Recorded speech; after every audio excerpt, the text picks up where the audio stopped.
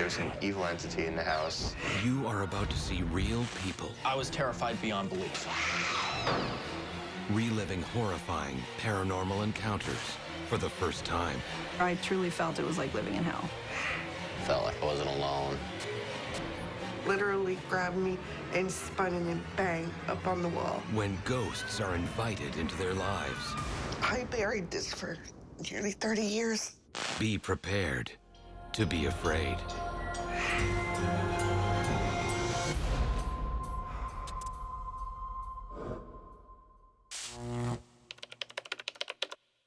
Take one.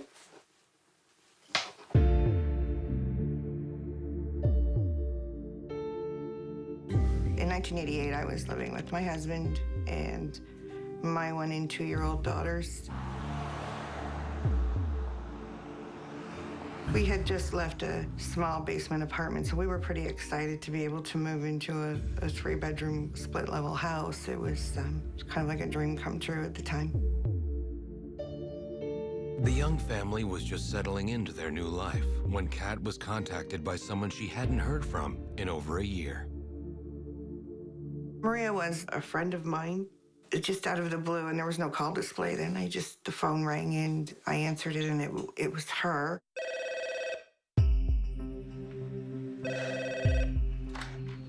Huh? There was this hysterical person on the other end saying, I need your help. And what really got me was when she said, they're gonna kill us.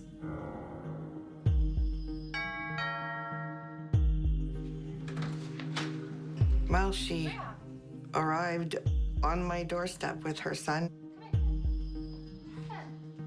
She was a mess. She was disheveled. She was pale. And immediately she's going, I know you don't know me that well, but I always trusted you, and I knew that you would help me. So I let her in. She began to open up to me about what had been happening. Maria and Kat sat down to catch up on the past 12 months, but every word that came out of Maria's mouth, Kat found horrifying. She said, my husband joined a cult. When Maria got pregnant, her husband made an appalling confession. Halfway through the pregnancy, he said, we have to leave here. I've done something really bad. We have to go. She said, when I had an ultrasound and found out I was having a boy, he promised that boy to the cult as a sacrifice. It took me a while to even process what was being said to me. Maria told Kat she was scared, but didn't really believe she or her baby were in danger. All that changed at her husband's birthday party 8 months earlier, just after the baby had been born. They had had a birthday party. And then she said, I remember hearing my sister screaming, and I'm realizing I'm drugged. He's drugged us. She said, there were these people in my apartment. And she said, I remember robes. I remember these black robes. And there was a fight, a physical altercation. She told me, I get up. Finally, I can walk, but I'm still really dopey. And she goes, there's this knife in my kitchen sink, covered in blood. She goes, and I don't know why, I just started washing this knife. She goes, and then I look over, and my husband's in this industrial garbage bag, and I can see his arm is over his head, hanging out of the garbage bag. His throat had been cut from ear to ear, nearly decapitated him. And she said, I made it back to the couch and passed out. When she woke up, that garbage bag was gone. He was gone. And they found him in a field across from the apartment.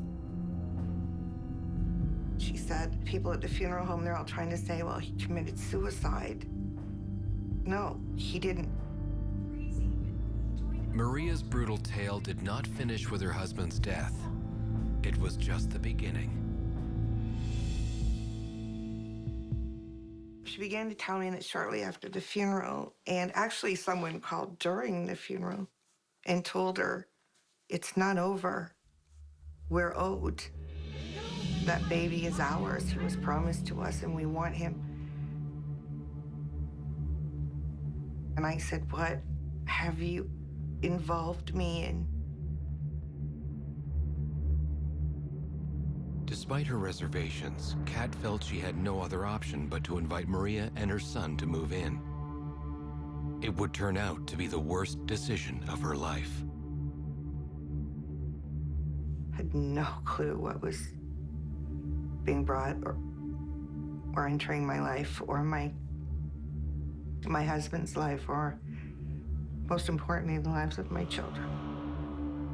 Usually people, when they get into the occult, there are attachments that will attach themselves to those individuals. And that individual spirit can move and manifest to another individual. Because you have to remember, there's a different level of energy that's playing here, a different mindset that's playing here.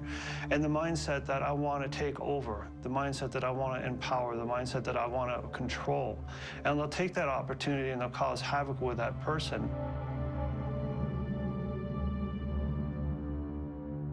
Shortly after Maria had arrived, really some strange things had started happening. I would put the children's toys away before bed. My husband would get up in the morning and the toys would be all out of the chest.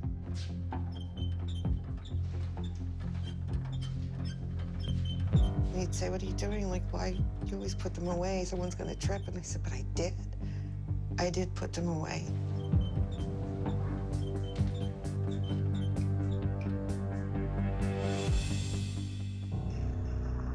Life had been completely normal before Maria arrived. Kat now became convinced the strange events were linked to her friend.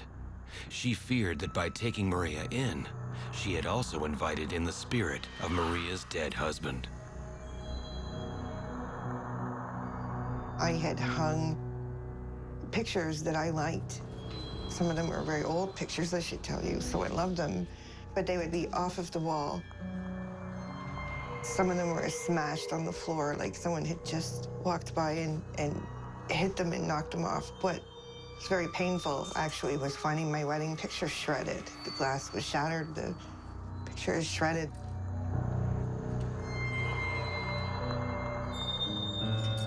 It was the last straw.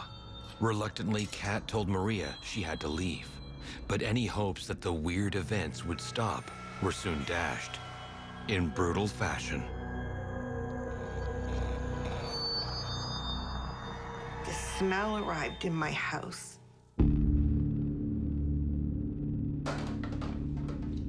I was in the kitchen between dishes and I smelled this smell of rot, of decay. And all of a sudden,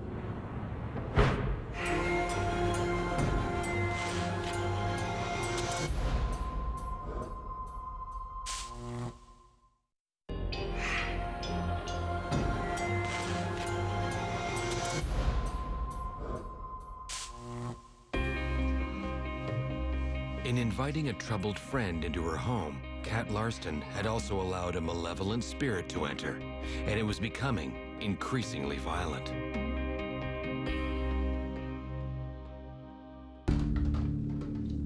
I was in the kitchen between dishes and I smelled this smell of rot, of decay. And all of a sudden, I felt something against me. I couldn't move.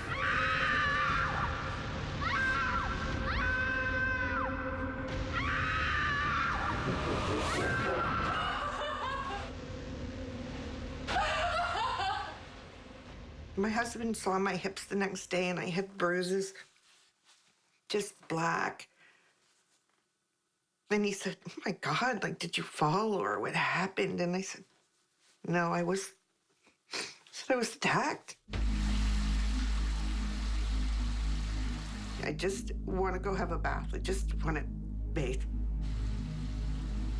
But for Kat, nowhere was safe.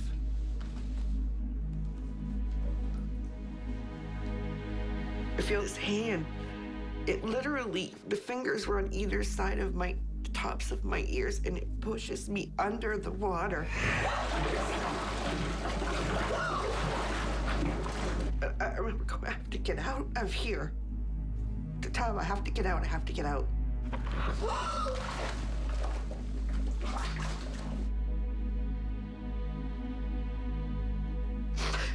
I'm gonna die.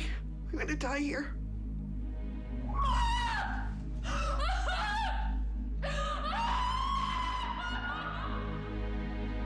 The attack stopped as suddenly as it started. Having just survived one of the most terrifying experiences of her life, Kat tried to block it out of her mind and move on. Hey, Sarge, we got another one here. Another one what here? Several nights later, I had put my children to bed, and I'm trying to watch TV, but I'm thinking about what happened.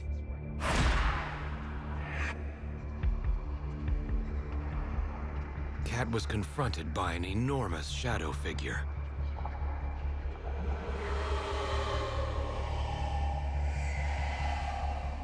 It literally filled the entire door.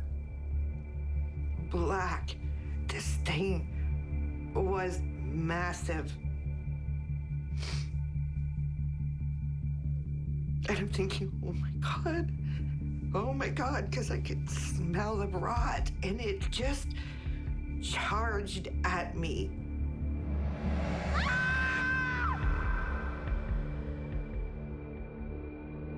Once again, just as Kat thought she could take no more, the attack suddenly stopped.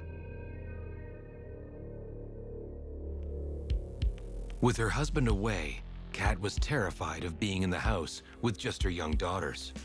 She asked her mother to come over. My mom was coming over. Hi. And so I had this big floral picture I had put up, and I'm standing there talking to my mom, and it just flies off of the wall and smashes. And all of a sudden, something's got me. Literally grabbed me and spun and then bang up on the wall. And my feet come up off the floor, and the nail where the picture is hung, I'm slammed against the wall, and it's pulling me down, and the nail is gouging my back, and my mom is screaming, "What's happening? What's happening? What's going on? It's gonna kill me. You have to go. Take the girls." I said, just go. It doesn't want you. It wants me.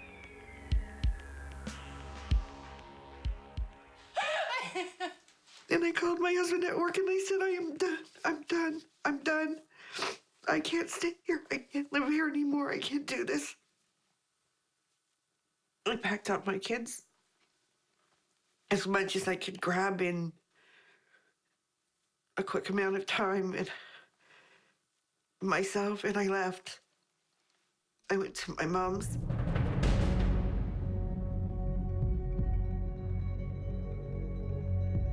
I did call Maria's dad, and I said, I need to talk to her. There's more to this. I need to talk to her. And her dad goes, so, this is it. I mean, after today, don't come back. If you come back, what's been happening to you will get worse.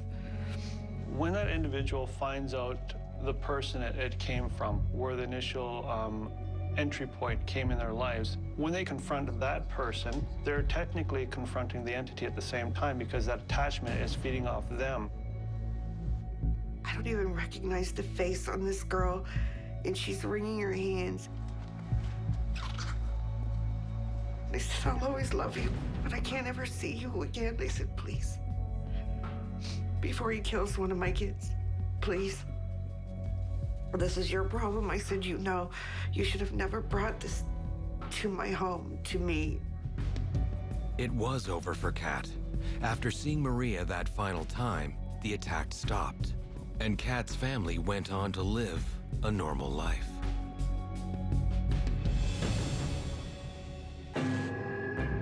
Invitations to entities from the dark side are not easily revoked.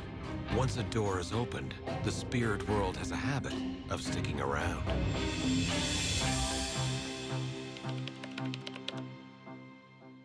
Story 19, take 1, marker.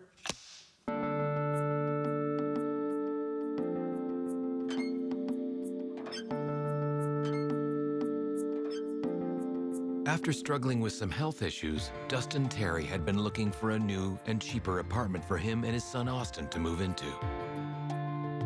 What attracted me to the building was the location. It was listed and it was fairly cheap in the paper, so I decided to call and check on it. The building looked like your older classic brick building with the old iron gate. It still had the old wood that used to be the outside of the siding. You know, it's kind of like stepping back in history almost.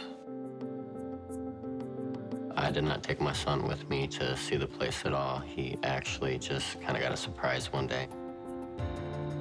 I was hoping in this new place for a fresh start, basically.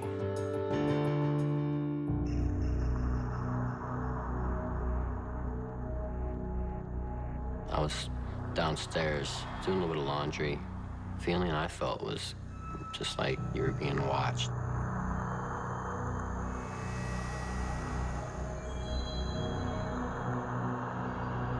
I just blew it off as no big thing.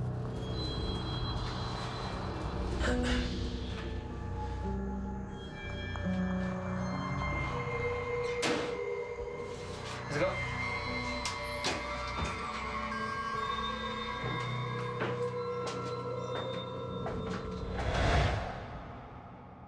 I know there's something there. As to what, I don't know.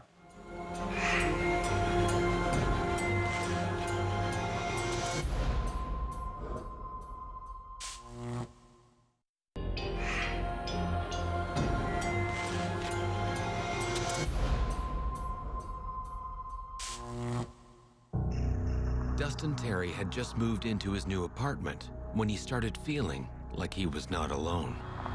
I was downstairs doing a little bit of laundry. The feeling I felt was just like you were being watched.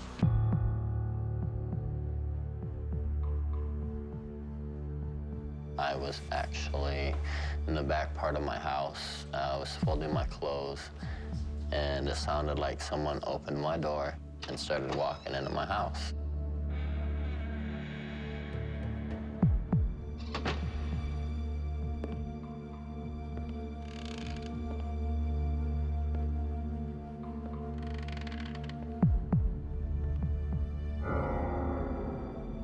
When I looked and seen no one there, it was mainly confused. There's just no way to explain it, really. I did not think about wanting to tell my son anything. I didn't want to bring that to his attention at that young of an age. Dustin had started to feel increasingly paranoid in his home. He didn't want to tell his son Austin about his experiences for fear of frightening him, but the unwanted visitor left him with no choice. I was at home. We were sitting down in the living room, and one can out of the middle fell off.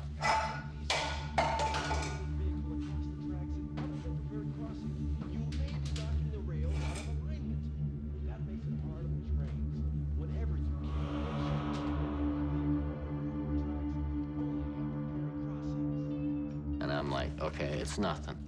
Nothing at all. I pick it up, put it back up there, I start watching TV, and within 15 minutes again, the same can that I just picked off the floor falls down again.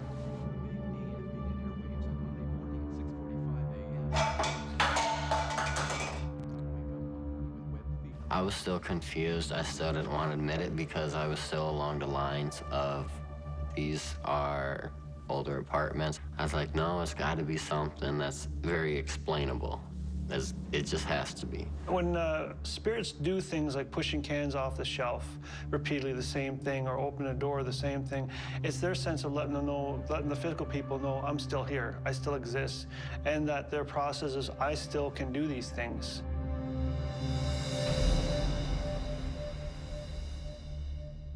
Dustin put the events out of his mind and tried to get on with his life.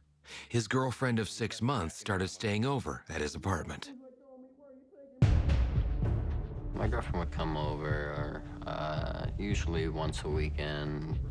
I was watching TV. She said that someone just walked in and someone just touched me on my back. Someone grabbed me in the shower. Somebody grabbed me. There's nothing in there. Go look in the wardrobe. So now it's starting to get physical, and now I know I have a major problem on my hands. Worried about a possible intruder, Dustin started searching the rest of the apartment.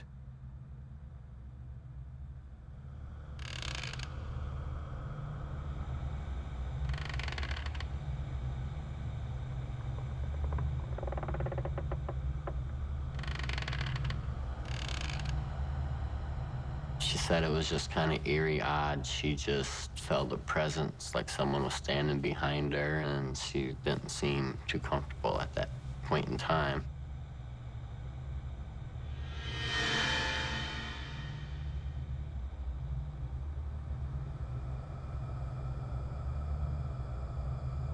I know there's something there.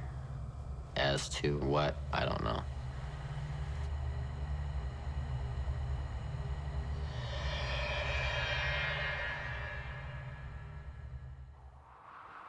Dustin decided the strange incidents were putting his son and his girlfriend at risk, and he needed help. I needed to look for someone to come in and do something. So I called in a priest from the Catholic Church in St. Joe. Like, well, I think that a house blessing will help you, and I think we should start one. So I said, okay. So without him knowing about it right away, I grabbed my cell phone and turned on voice record, and I put it in my back pocket just to see.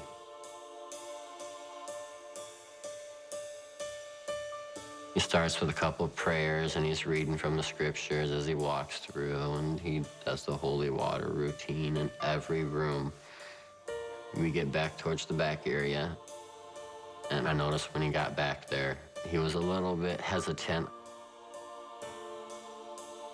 I kind of monitored when they did leave that they were still pretty much looking around quite a bit. It wasn't like I had his 100% attention. It's like something else had his attention on the side.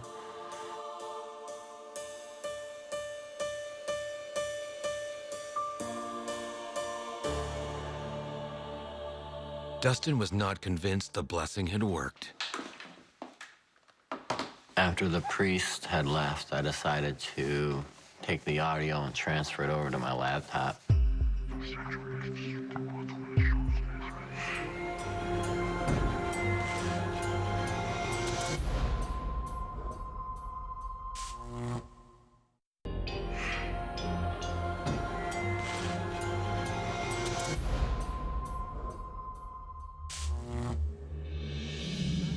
Dustin Terry and his young son, Austin, had moved into a new apartment, but so far, it had not been a happy home.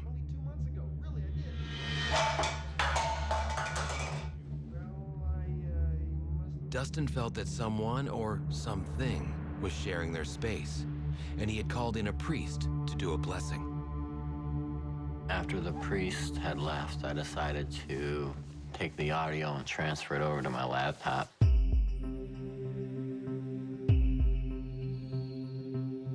When the priest was talking, it was pretty quiet. You didn't hear anything, but whenever the priest would seem to want to start talking from the scriptures or do any kind of a blessing, when he would stop, there's this very specific tss, tss, tss, tss, tss, and when he starts, it stops.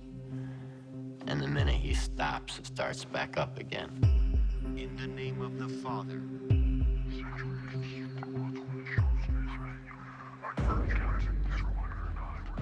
something's talking back to him and doesn't want him here. The Son and the Holy Ghost. After I heard the recording, you know, I was in a predicament is, do I stay or go? I'm very tired of not feeling comfortable, tired of not knowing if my kid's gonna be all right in the middle of the night, or if he has seen more and he's just not telling me, because I don't think that's a very good environment for a 12-year-old. It didn't take long for Dustin's doubts about the blessing to be proved correct. One day, me and my son were coming up out of the basement from the laundry room. You hear a whisper again, you know, you can hear some footsteps, and we made it to the stop step, and we stepped onto the carpeting, and there was clearly coming up.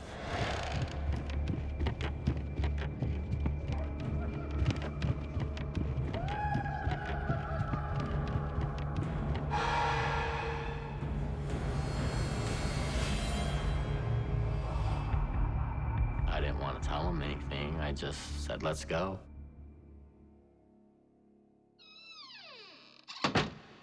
When you can't see something and you can hear the noise obviously going on, it's one of the most scariest things I think I've ever actually really been through. After the footsteps and everything going on, I knew I needed to look for someone to come in and do something. So I reached out to Lori, to the Paranormal Society. I could tell in his voice that he was scared, and it was a very disturbing experience that he had been having. But the more people that I talked to and found out that I'm not the only one that was having these experiences. Lori and her team started an investigation into the apartment building and spoke with Dustin's neighbors.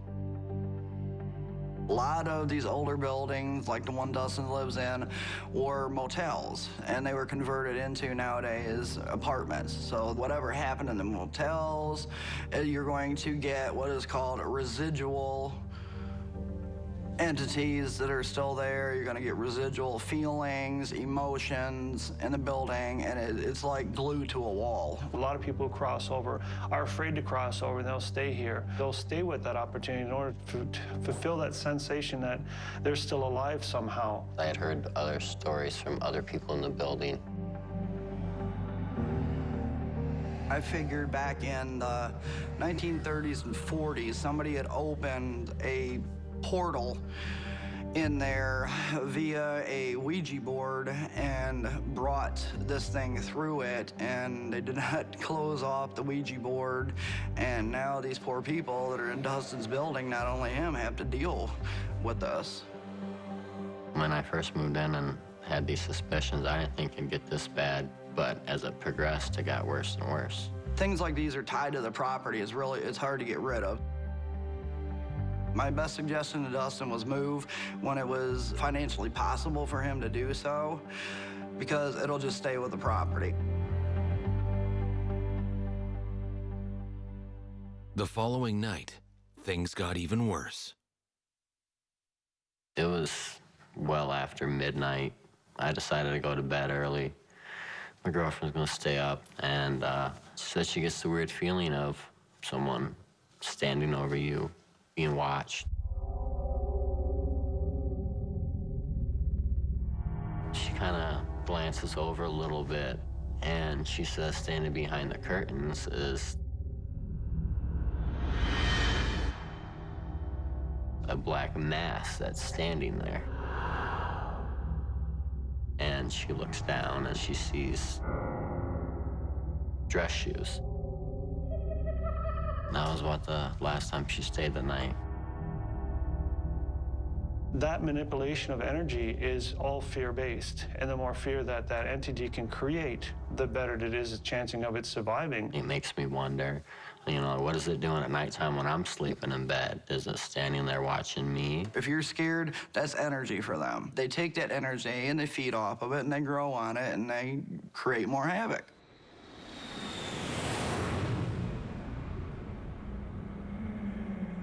Two days later, I could hear the sound, again, of somebody walk through, but this time I'm able to see that direction.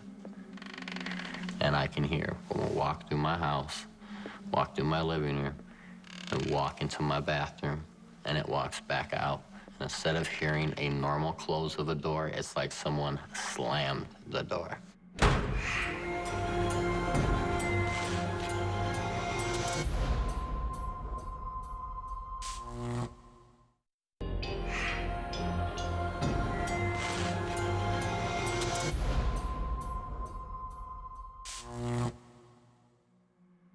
Previous occupants of Dustin Terry's home had opened a portal to the spirit world and invited evil into his apartment block.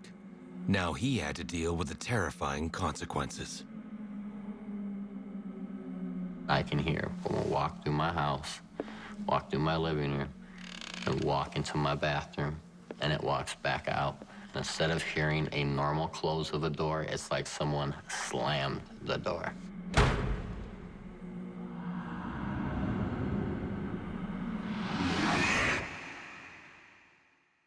And I was done. I was literally done. I got up, it must have been 12:30, 1 o'clock. I grabbed my wallet, my cell phone, and I took off walking for the next 5 hours that night. Now I don't stay at home unless either my son comes over or my girlfriend comes over. I refuse to stay the night in my house alone. For now, Dustin Terry is stuck in his haunted apartment, but can't wait to move out. I spend a lot of my waking moments every day trying to find a different apartment, a different place. Whether spirits are invited into a property through people meddling with the occult or by simple accident, the results can be equally devastating and can affect the victims for years afterward. Story 9A, take 1.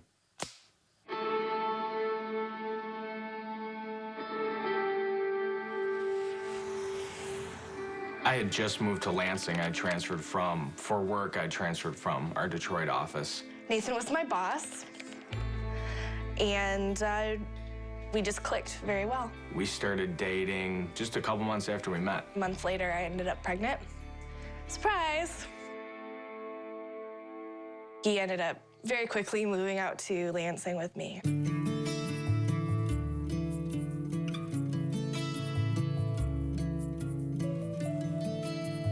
We got the house together, and I'm a stay-at-home mom, so it's important for me to find a house that I feel comfortable in.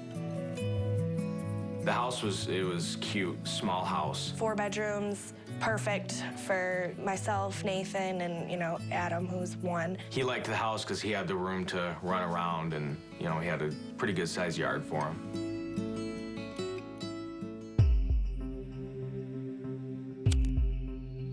Lillian is a practicing Wiccan, and she saged her new home to cleanse it of any negative energy.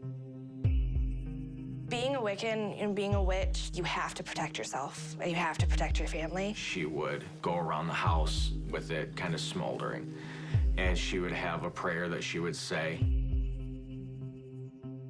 When someone cleanses their house with sage, they're going from room to sweeping out the rooms, to removing the cobwebs of negative energy. That intention is very powerful, very strong. She knew I came from a Christian background. I was, I guess you would say, typical closed-minded, about those types of things. And it just always seemed real cheesy to me. Adam started seeing a little boy.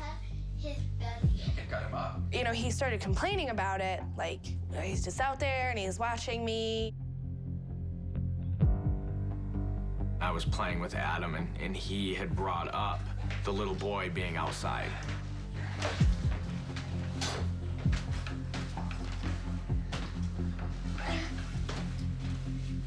I knew it wasn't a little boy because our neighbors didn't have little boy children, and our house was kind of far off of the road, so there was really no way.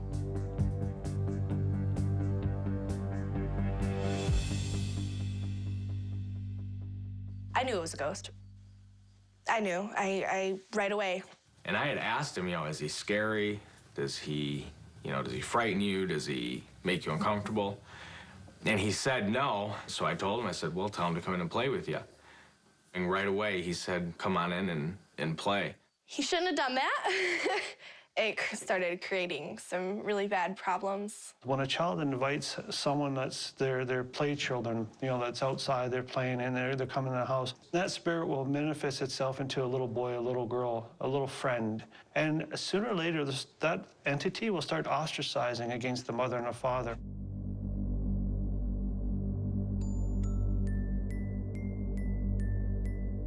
We would play music for Adam when he was going to sleep, and it was always on really soft, and it was up on the dresser where he couldn't reach the iPod and the little radio it was connected to. We were just laying in bed. It was like 2 o'clock in the morning. We were watching TV, and I heard music, and it was like really loud.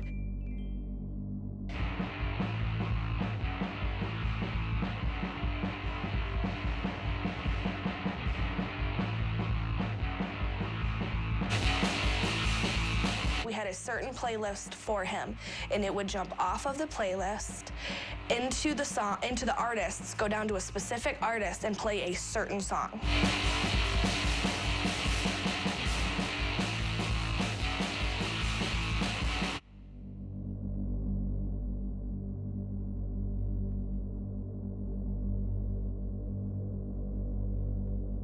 It got to the point where it was almost a daily occurrence. I was afraid that it had something to do with, you know, me inviting the ghost or whatever it was inside the house.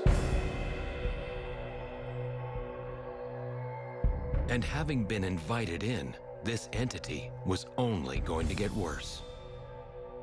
When a negative spirit enters your house, it feeds off of the negativity, not just fear, but off negativity. So it makes people fight inside their homes. There was an incident where we were arguing. Wait! What about you?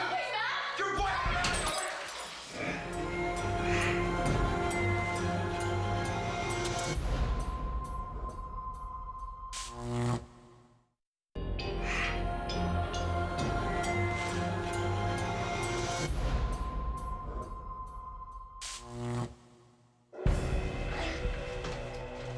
Nathan Tegardine had inadvertently invited a ghost child into his family's home.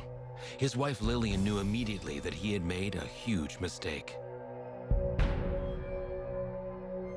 I started to feel really uneasy. Just about the atmosphere of the house had shifted. It went from being a comfortable home just to a real uneasy feeling all the time. When a negative spirit enters your house, it feeds off of the negativity, not just fear, but off negativity. So it makes people fight inside their homes. There was an incident where we were arguing. Wait! What about you? Your boyfriend!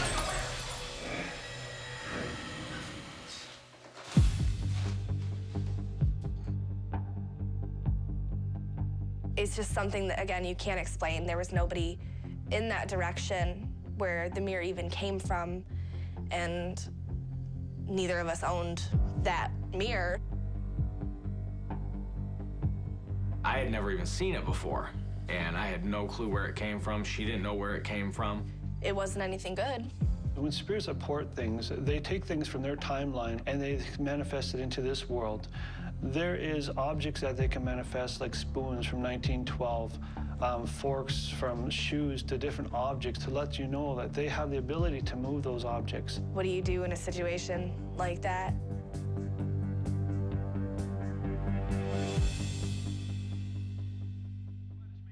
The frightening events were putting an increasing strain on Lillian and Nathan's relationship. We were laying down watching TV, and I felt a knock from underneath the bed.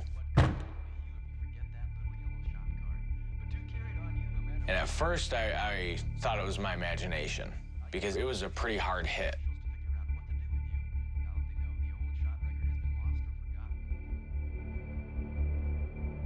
At the very end of the bed, she looked down and saw... It had no eyebrows, and his eyes were just completely black, and it's just staring at me. I knew it wasn't good, I knew it wasn't something positive. I knew it was something that couldn't have the best intentions. Causing harm was something I was afraid of. I was afraid of that's where it was escalating to. It was getting to the point where it either could cause harm or was going to try to cause harm to somebody.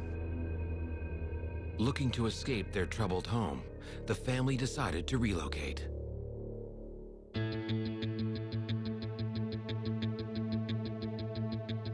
So we ended up moving into a house in Eaton Rapids with another addition to our family, our second son, Caden. It was beautiful. My aunt actually owned it, and we were renting from her. And this was a house that Lily had talked about wanting to live in since we got together. 5-bedroom, fenced-in backyard, perfect for the kids. So I was really excited. I was pretty confident that it hadn't followed us. Whatever it was staying, staying put. Nathan could not have been more wrong.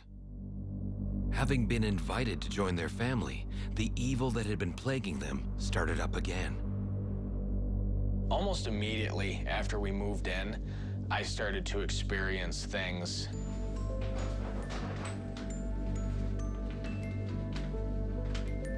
We wanted our younger son, closest to us. His bedroom was right across from ours on the upper level.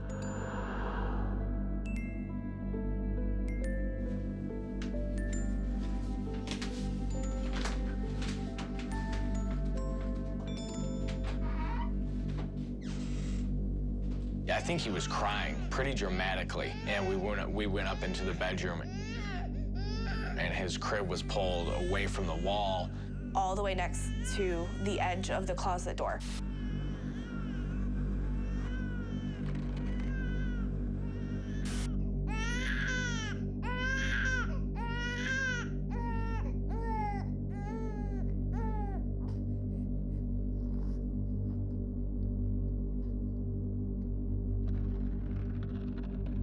And it didn't matter where I put his crib in the room, it would be dragged towards the closet door.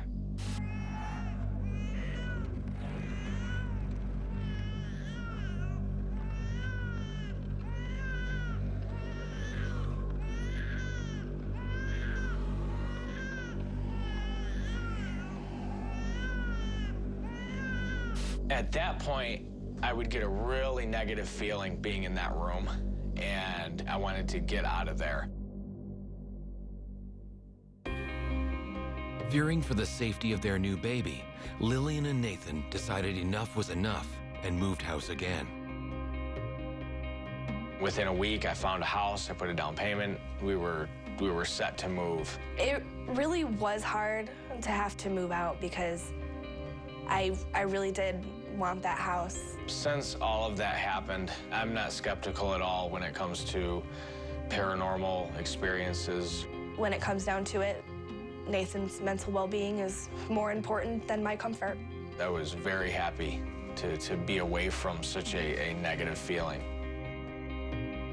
Nathan has learned his lesson not to mess around with the spirit world, and so far, their new home has been paranormal-free.